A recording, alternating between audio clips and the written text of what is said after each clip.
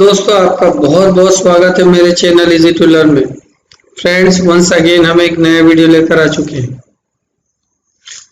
आज के इस वीडियो में जो हमारा ऑस्किलेशन चल रहा था उसका हम एक नया टॉपिक पढ़ने वाले हैं, वो है फिजिकल पेंडुलम का टाइम पीरियड।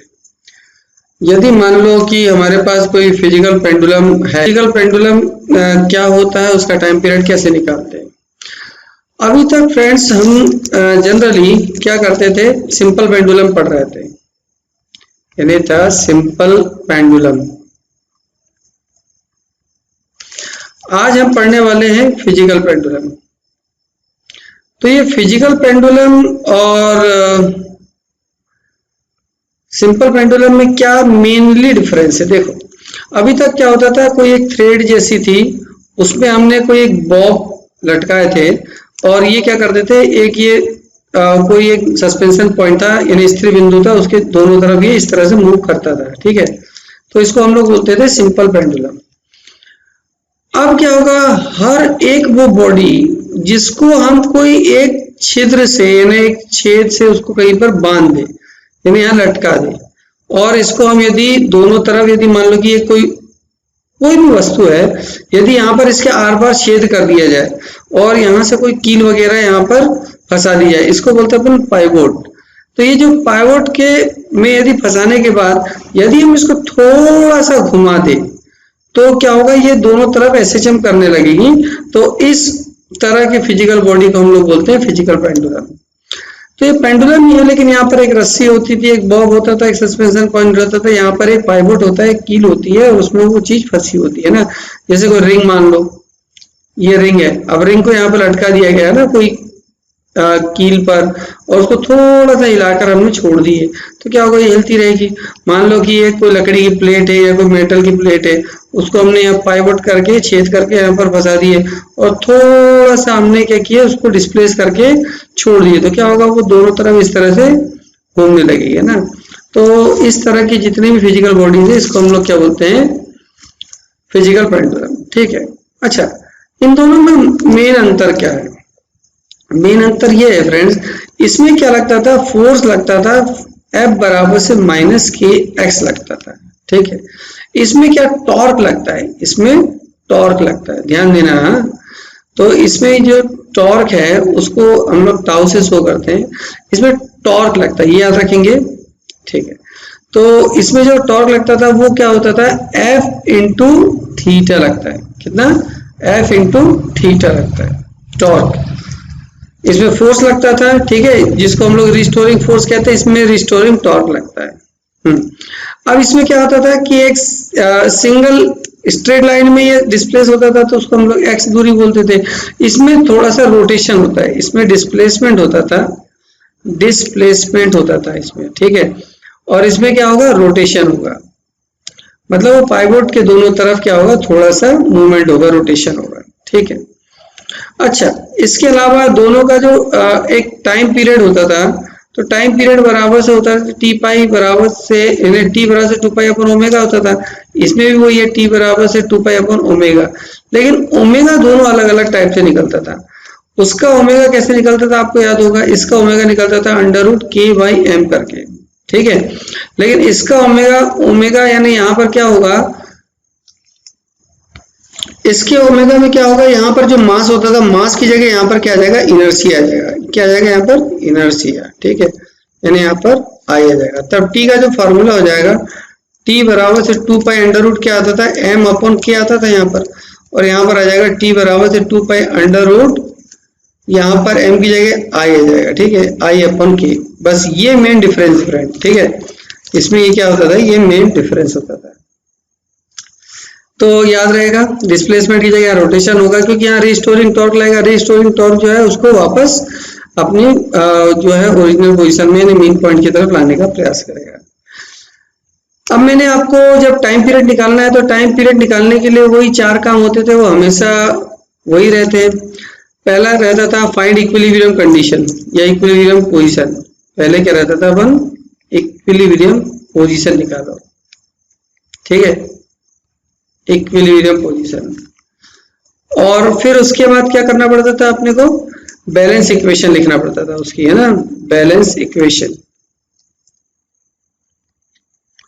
बैलेंस इक्वेशन लिखना पड़ता था। फिर उसको थोड़ा सा हमें क्या करना पड़ता था, एक्स डिस्प्लेस करके, है ना, एक्स यदि हम डिस्प्लेस करके एसएचएम स्टार्ट करना पड़ता था। एसएचएम स्टार्ट करने के बाद जो रिस्टोरिंग फोर्स था के एफ बराबर से के एक्स हमें निकालना पड़ता था। और जब वो निकल जाता था तो हम लोग के बराबर से एम ओमेगा स्क्वायर रख कर ओमेगा की वैल्यू निकाल लेते थे। ओमेगा निकल जाने के बाद टी बराबर से 2 पाई अंडर रूट या फिर इस तरह से निकाल लेते थे। तो अंडर रूट यहाँ पर हम या तो एम बाई के से निकाल सकते थे या ओमेगा की वैल्यू यहाँ निकाल सकते थे, ओमेगा के बाई एम। ठीक है, अब यहाँ पर क्या होगा, चेंज क्या होगा, यहाँ पर आपका चेंज ही आ जाएगा तीसरी स्टेज में।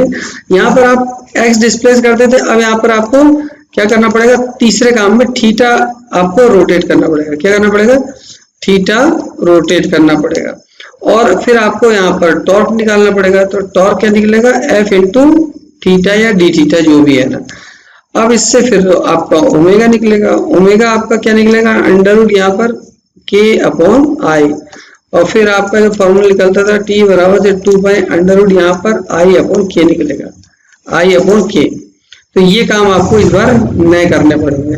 ठीक है, चलिए फ्रेंड्स, अब हम इसका एक फॉर्मूला निकालते हैं तो फिजिकल पेंडुलम का। तो मान लेते हैं कि हमारे पास कोई भी एक फिजिकल बॉडी है, ठीक है, और यहाँ पर हमने एक पाइवोट की है, ठीक है, यहाँ हम एक पाइवोट एक छेद किए और यहाँ से कोई कील वगैरह इसको गड़ा दिए।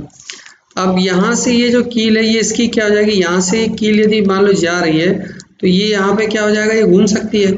यानी हम इसको बोलेंगे एक्सिस ऑफ रोटेशन। इसको क्या बोलेंगे, axis of rotation, axis of rotation. और इसका कहीं ना कहीं मान लेते हैं कि यहाँ पर ये जो सेंटर होगा ये होगा सेंटर ऑफ ग्रेविटी। ये क्या होगा आपका centre of gravity, centre of gravity. ठीक है, और इन दोनों के बीच की जो लेंथ है हम इसको मान लेते हैं एल। कितनी मान लेते हैं, एल।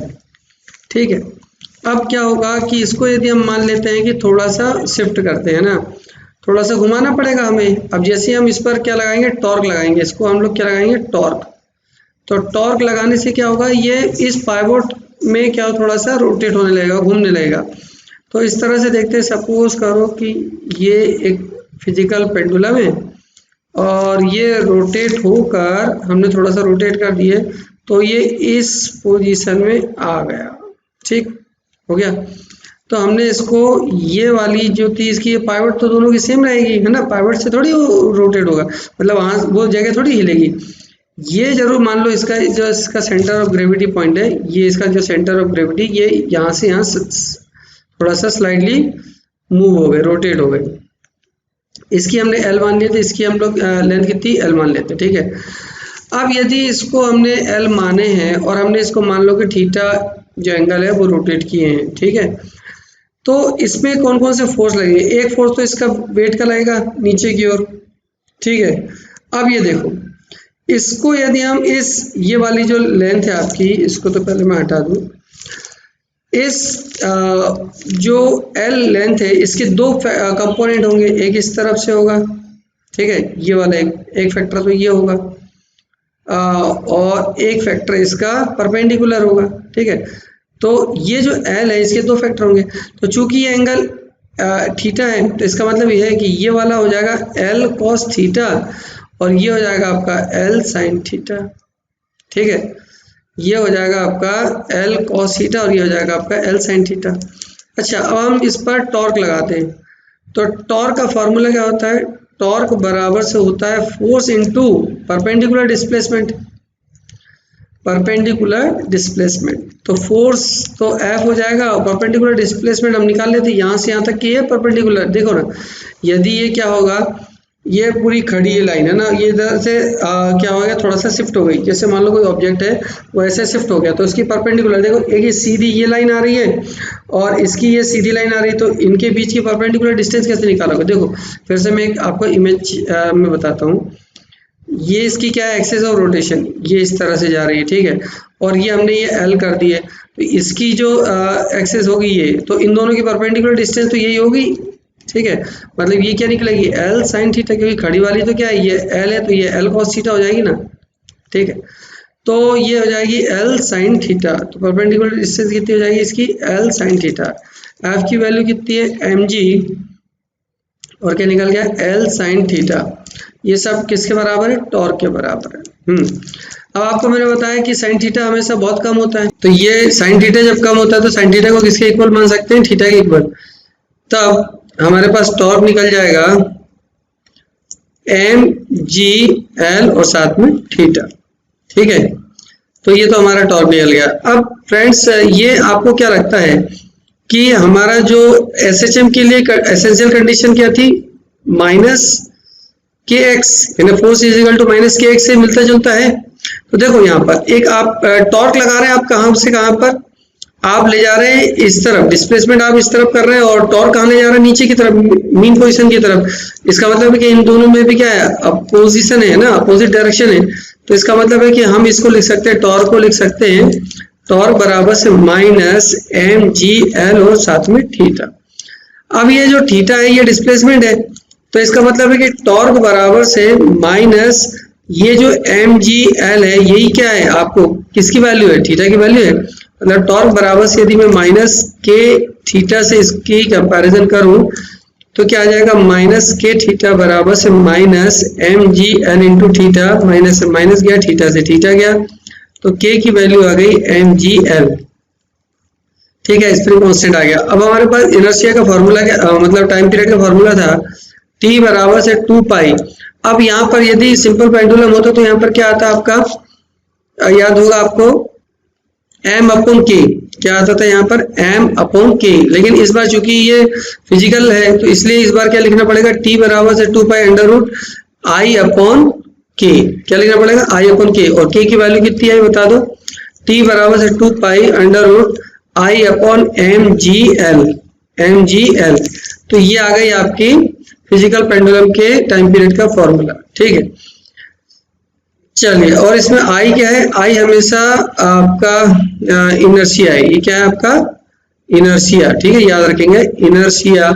लेकिन जो ये इनर्शिया है ये एक्सिस ऑफ रोटेशन पर है, ये एक्सिस ऑफ रोटेशन के अबाउट है, ना कि ग्रेविटी या सेंटर ऑफ मास। ठीक है, यानी यहाँ पर सेंटर ऑफ मास वाला कोई मैटर नहीं होगा, सेंटर ऑफ मास के अबाउट नहीं होगा। ठीक है, चलिए अब हम एक न्यूमेरिकल देखते हैं, उससे हम समझने का प्रयास करते हैं। एक हमारे पास इतनी बड़ी प्लेट है, ठीक है,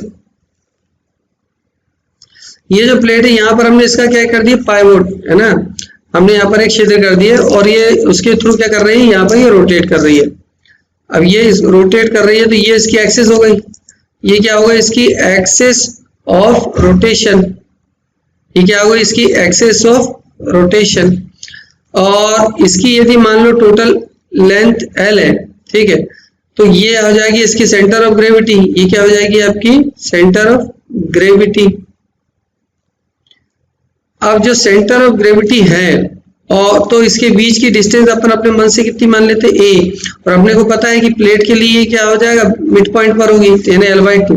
ठीक है, अब प्लेट के लिए आपको याद रखना चाहिए, प्लेट के लिए फॉर्मूला क्या है हमारे पास, T बराबर से है 2 pi under root I upon mg L। ठीक है, mg L। तो I की वैल्यू निकालना है, I क्या होगा, देखो एक एक्सिस तो ये हो गया और एक एक्सिस ये हो गया, तो इसका मतलब ये क्या होगा, पैरेलल एक्सिस थ्योरम लगेगा। यहाँ पर क्या लगेगा, पैरेलल एक्सिस थ्योरम, यानी समांतर अक्ष प्रमेय लगेगा। तो समांतर अक्ष प्रमेय लगेगा तो I बराबर से क्या हो जाता है, ICM प्लस M, और दोनों के बीच की डिस्टेंस का स्क्वायर। तो सेंटर, ये इसका क्या होता है, आपको याद रखना चाहिए कि मतलब प्लेट का हमेशा जो सेंटर ऑफ मास के थ्रू जो इनर्शिया निकलता है वो निकलता है m r square upon 12, m r square upon 12 निकलता है। ठीक है, तो एम आर स्क्वायर अपॉन 12 निकलता है, और साथ में क्या है एम ए स्क्वायर। ठीक है, तो यहाँ पर रेडियस क्या रहती है, रेडियस की लेंथ रहती है ना, टोटल जो प्लेट की लेंथ है। तो यहाँ पर मैं क्या लिख दूं, M L square by 12 plus M A की वैल्यू कितनी थी आपकी, L/2 की पावर 2। तो ये हो जाएगा m l square by 12 plus m l square by 4, 2 2 जा 4, और यहाँ पर 3 इंटू 3 का मल्टीप्लाई कर देंगे तो क्या हो जाएगा 12 12 एलसीएम सेम आ जाएगा, 3 और 1 4 हो जाएगा, यानी 4m l स्क्वायर अपॉन कितना आ जाएगा 12, 4 से ये 12 कट जाएगा 3 बार, तो यानी ये आ जाएगा आपका m l स्क्वायर बाय 3, ये किसके बराबर है i के बराबर है। तब अपना टाइम पीरियड t बराबर से निकलेगा 2 पाई अंडर रूट आई की जगह क्या लिखेंगे एम एल स्क्वायर बाय 3, और साथ में क्या है इसका एम जी एल, ठीक है एम जी और एल से एक एल कट जाएगा, ठीक है। ये डिस्टेंस, एक मिनट फ्रेंड्स, ये डिस्टेंस किसके बराबर है, मतलब ये एक्सिस ऑफ रोटेशन और ग्रेविटी के बीच की डिस्टेंस है, तो ये l/2 है ना, तो यहाँ पर 2 पाई, ये क्या हो जाएगा 2 ऊपर चला जाएगा, 3 नीचे आ जाएगा, ठीक है, ये m से m कट जाएगा, एक l बच जाएगा, बटे में g बच जाएगा, तो ये आपका आ गया, ठीक है, टाइम पीरियड। चलिए अगला देखते हैं फ्रेंड्स, एक आपको क्या दिया गया है, एक आपको मतलब एक सर्किल दिया गया है, सर्किल में ये वाला जो पॉइंट है आपको पाइवोट करके दिया है, यानी आपका है axis of rotation, axis of rotation, और यहाँ पर ये जो है इसका सेंटर मान लो, इसको ग्रेविटी मान लो, ठीक है, ग्रेविटी सेंटर। तो देखो अब अपन ये बोल सकते हैं कि एक एक्सिस तो ये हो गई और दूसरी एक्सिस ये हो गई, तो ये हो गई, देखो ये वाली, और एक एक्सिस ये हो गई, तो ये क्या है यहाँ पर इसके बीच की जो डिस्टेंस गिवन है फ्रेंड्स, ये है r/2। अब ये पूछा गया है कि इसमें आपको टाइम पीरियड निकालना है, टाइम पीरियड वही होता है 2 pi under root i upon M G L, ठीक है। तो इसका मास अपन m मान लेते हैं, ठीक है, रेडियस अपन इसकी r मान लेते हैं, तो क्या हो जाएगा इसका जो पैरेलल एक्सिस थ्योरम लगा दिया यहाँ पर, i बराबर से क्या हो जाएगा ICM प्लस m, और दोनों के बीच की डिस्टेंस यानी r/2 की पावर कितनी 2। इसका सेंटर ऑफ मास यदि निकालते हैं, जब भी डिस्क का निकालते हैं तो डिस्क का हमेशा कितना निकलता है फ्रेंड्स, याद कर लो, यहाँ पर ICM बराबर से होता है mr² अपॉन 2, mr²/2, तो यहाँ रख देंगे आप mr² अपॉन कितना हो गया 2 हो गया, ठीक है, प्लस यहाँ पर क्या आ जाएगा mr²/4, ठीक है। अब फ्रेंड्स अब क्या करें, इसका एलसीएम ले लें, ठीक है, तो mr² यानी यहाँ 2 का मल्टीप्लाई कर दे तो यहाँ 4 हो जाएगा, और mr²/4 जोड़ेंगे तो कितना आ जाएगा 3mr²/4, ये सब किसके बराबर है i के बराबर है, ठीक है। तो i तो निकल गया आपका, तो फॉर्मूले में वैल्यू रख दो आप 2 पाई अंडर रूट, यहाँ पर क्या होगा i यानी 3mr²/4 अपॉन कितना आएगा इसका mgl, l क्या हो जाएगा दोनों के बीच की डिस्टेंस, बीच की डिस्टेंस कितनी r/2, तो 2 पाई अंडर रूट कितना आ जाएगा 3, और ये ऊपर चला जाएगा तो 6 हो जाएगा, 3 इंटू 2 बटे कितना आ जाएगा 4, m से तो m फ्रेंड्स कट जाएगा, ठीक है, तो यहाँ से 4gr मल्टीप्लाई में कितना है यहाँ पर r², एक r से एक r भी कट जाएगा, 2 से 4 2 बार कट जाएगा, तो वैल्यू आ जाएगी t बराबर से 2 pi under root 3/2 r upon g, ठीक है, r अपॉन।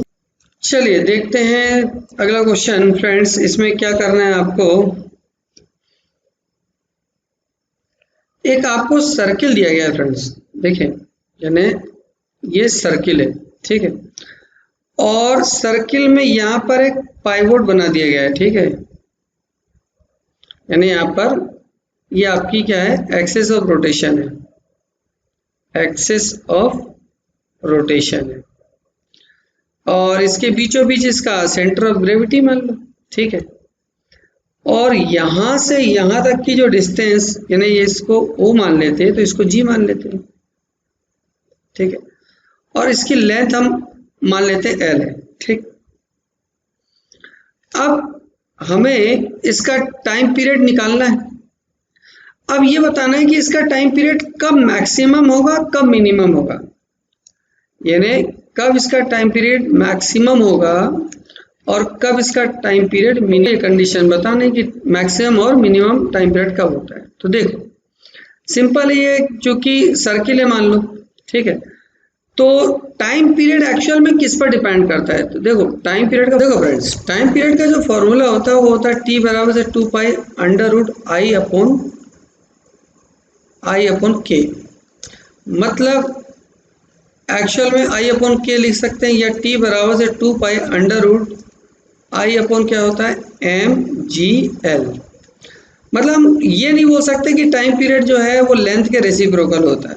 क्यों? क्योंकि I में भी L शामिल होता है ना, जो इनर्शिया का फॉर्मूला होता है उसमें L भी शामिल ही होता है, साथ में होता है। तो अब ये टाइम पीरियड कब कम ज़्यादा होगा, तो इसके लिए हम लोग ये मानते हैं कि चूंकि ये सर्किल है, ये इसका सेंटर ऑफ रोटेशन है, ठीक है। तो यहाँ से सेंटर ऑफ रोटेशन जा रहा होगा, ये इसका सेंटर ऑफ ग्रेविटी है, यानी ग्रेविटी से जाने वाली रो है। ये यहाँ पर हम क्या लगा सकते हैं, इन दोनों के बीच की डिस्टेंस हम कितनी मान लेते हैं, L। तो L मान के हम यहाँ पर पहले पैरेलल एक्सेस थ्योरम लगा दें। तो पैरेलल एक्सेस थ्योरम निकालेंगे तो I बराबर से कितना आ जाएगा, ICM plus M L square, दोनों के बीच की डिस्टेंस। तो I बराबर से क्या होगा M और इसका रेडियस कितनी है R square upon 2 plus M L square बराबर से I, ठीक है। अब हमारे पास T बराबर से कितना है 2 pi under root I upon mgl है, ठीक है। T बराबर से 2 पाई, फॉर्मूला रखते हैं I का m R square upon 2 m L square upon कितना आ जाएगा mgl। अलग अलग कर देते हैं इसको तो कितना आ जाएगा T is equal to 2 pi under root m R square, ये कैपिटल M है, अपॉन कितना आ जाएगा 2m GL plus m L square upon m G L। 2 pi under root, यहाँ से m कट जाएगा, R स्क्वायर अपॉन कितना आ गया 2GL प्लस यहाँ से m कट जाएगा, एक L से एक L कट जाएगा, यानी कितना आ जाएगा L अपॉन G आ जाएगा। इसका मतलब ये है यदि ये 2 पाई की वैल्यू है और यदि हमें T का मान मिनिमम चाहिए, किसका, T का मान मिनिमम चाहिए, तो इसका मतलब है कि ये जो वैल्यू है ये भी कम से कम होनी चाहिए। मतलब R square upon 2GL plus L upon G, ये भी क्या होना चाहिए, इसकी वैल्यू मिनिमम होना चाहिए। तो मिनिमम तब आ सकती है जब इसका डिफरेंशिएशन कितना आता हो 0, मतलब डिफरेंशिएशन कितना आना चाहिए 0। इसको हम लोग क्या मान लेंगे, y मान लो, है ना। यदि हम इसको y मान लें तो हमारे लिए कंडीशन क्या है कि dy बाई डी एक्स बराबर से कितना होना चाहिए 0, यानी L के रिस्पेक्ट में करोगे आप, ठीक है। चलो अब ये जो फंक्शन है इसको हम लोग डिफरेंशिएशन करते हैं। तो dy बाई डी एल बराबर से क्या होगा R स्क्वायर बाई 2g, जैसा कि वैसा रहेगा, 1/L का डिफरेंशिएशन कितना हो जाएगा -1 अपॉन L स्क्वायर, ठीक है। अभी L का कितना आ जाएगा 1 अपॉन G। अब हमें कंडीशन क्या है, इसके बराबर से कितना रखना है 0, R स्क्वायर अपॉन कितना आ जाएगा 2GL स्क्वायर माइनस में प्लस 1 अपॉन G बराबर से 0। तो माइनस वाली वैल्यू इस तरफ कहाँ चली जाएगी, प्लस में, 1 अपॉन G बराबर से R square upon 2GL square, ठीक है। एक G से एक G चला गया तो कितना आ गया 2L स्क्वायर बराबर से R स्क्वायर, यानी L बराबर से कितना आ जाएगा R बाय अंडर रूट 2। अब ये वैल्यू जो है यहाँ रख दें अपन, ठीक है, तो निकल जाएगी वैल्यू। क्या आई थी यहाँ पर, T बराबर से 2 pi under root R square upon 2gl plus कितना था वहां पर, एल अपॉन जी था ना, एल अपॉन जी। तो यहाँ पर t बराबर से 2 pi under root R square upon 2g, R की जगह कितना, एल की जगह कितना रखें, R by root two, root two कहाँ चला जाएगा ऊपर, प्लस एल की जगह कितना लिखना है, R by root two into कितना लिखना है आपको यहाँ पे जी। चलिए एक आर से तो एक आर कट गया, तो t बराबर से कितना आ गया 2 पाई अंडर रूट कितना आ गया यहाँ पर, एक दो से दो कट जाएगा यहाँ पर, तो r upon root two g बचा plus r upon root two g बचा। ठीक है, अभी दोनों को जोड़ेंगे तो कितना आ जाएगा, t बराबर से 2 pi under root 2r under root 2 into g, और एक दो से दो, इसको दो को क्या ले सकते हैं हम, root two into root two लिख सकते हैं। तो t बराबर से 2 पाई अंडर रूट, यहाँ पर एक रूट से रूट कट जाएगा, अपन कितना आ गया जी। ठीक है, तो t बराबर से 2 पाई, इसकी वैल्यू लिखो 1.414, और r की वैल्यू, और ये 9.8 यानी g की वैल्यू, इतनी वैल्यू रखकर हम इसका टाइम पीरियड निकाल सकते हैं। ये मैक्सिमम वैल्यू मिनिमम वैल्यू के लिए हो जाएगा, ये यहाँ पर क्या मिलेगा, मिनिमम वैल्यू। ठीक है, मिनिमम। अच्छा, मैक्सिमम वैल्यू क्या मिलेगी इसकी, मैक्सिमम वैल्यू एक्चुअल में सुनो फ्रेंड्स, टाइम पीरियड की जब मैक्सिमम वैल्यू मिलती है वो मिलती है इनफाइनाइट। कैसे मिलती है मैं बताऊँ आपको, ये देखो, ये इसका जो है, ये आपका एक्सेस ऑफ रोटेशन है, ये आपका ग्रेविटेशन सेंटर है। ठीक है, एक्स यानी सेंटर ऑफ ग्रेविटी है। यदि मान लो कि आपका जो एक्सेस सेंटर ऑफ एक्सेस है यानी रोटेशन एक्सेस है, यदि ये यहीं पर ही आ जाए, ठीक है, मतलब जी वाला और ओ एक ही पॉइंट पर आ जाए, मतलब ये ओ जो है खसक के यहाँ आ जाए जी पर, तो क्या है होगा, आर सेम। तो यदि ये दोनों एक ही पॉइंट पर आ जाए यानी कोइंसाइड हो जाए, तो ऐसे में क्या होगा, इन दोनों के बीच की डिस्टेंस खत्म हो जाएगी, यानी एल की वैल्यू कितनी आ जाएगी, 0।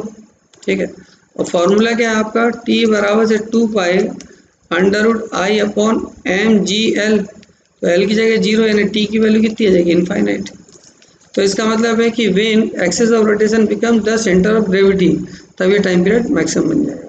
ठीक है फ्रेंड्स, तो चलिए इस वीडियो को करते हैं यहीं समाप्त, और मिलते हैं अगले वीडियो में। जो मेरे चैनल में पहली बार जुड़े इसको चैनल को सब्सक्राइब करें, शेयर करें, और कोई प्रॉब्लम हो तो कमेंट करें। Thank you very much friends.